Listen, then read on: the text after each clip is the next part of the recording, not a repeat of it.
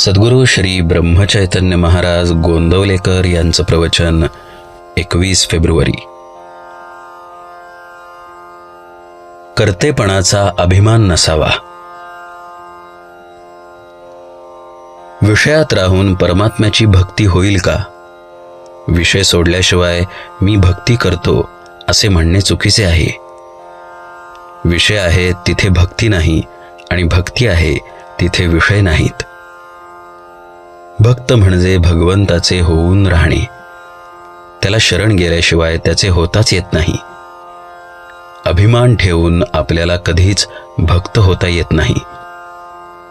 प्रथम अभिमान कसा नाहीसा होईल ते पहावे आणि तसे वागण्याचा प्रयत्न करावा. आपण प्रपंचात मी करीन तसे होईल या भावनेने वागत असतो. परवाच एक जण आले होते. त्यांना त्यावेळी कोणी पाहून म्हटले असते की हे थोड्याच दिवसांचे सोबती आहेत, तरीही मी अमुक करीन, मी तमुक करीन असे ते म्हणतच होते. आयुष्याच्या शेवटच्या घटकेलाही केवढा तो अभिमान. म्हणून सांगतो की मी करतो ही भावना टाकून देऊन सर्व काही तोच करत आहे आणि त्याची इच्छा असेल तोपर्यंत आपल्याकडून तो करवून घेत असतो ही भावना ठेवून वागावे. त्याप्रमाणे वागू लागले म्हणजे आपोआपच विषयाची आसक्ती कमी होऊ लागते. मी करता आहे ही भावना गेल्याशिवाय परमार्थ करता येणे शक्यच नाही. कोणतेही कर्म केले म्हणजे अमुक एक फळ मिळेल म्हणून वेदात सांगितले आहे. त्यावरून वेद हे विषयासक्ती वाढवतात असे काही जण म्हणतात. पण वडील माणसे जसे औषध देताना गुळाचा खडा दाखवतात त्याप्रमाणे ते आहे. माणसाने फळाच्या आशेने तरी कर्म करायला लागावे.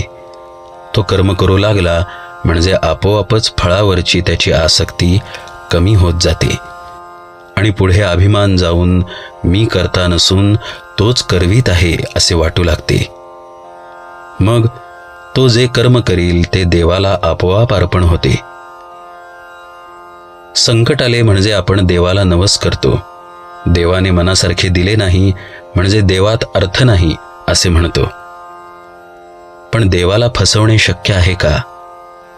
तो म्हणतो, हा सुखात असताना माझी आठवणही काढत नव्हता आणि आता आठवण करतो आहे. वास्तविक देवाने आपल्याला पावावे असे आपण काय केले आहे? म्हणून केव्हाही देवाला फसवू नये, कारण देव फसला न जाता आपलीच फसगत होते. आपण प्रपंचासाठी रोज इतके काबाड कष्ट करतो, परंतु दिवसातून एखादा तास तरी देवाकरता खर्च करतो का हे आपल्याशीच विचार करून पाहावे. जोपर्यंत विषयाची आस तोपर्यंत नव्हे भगवंताचे दास.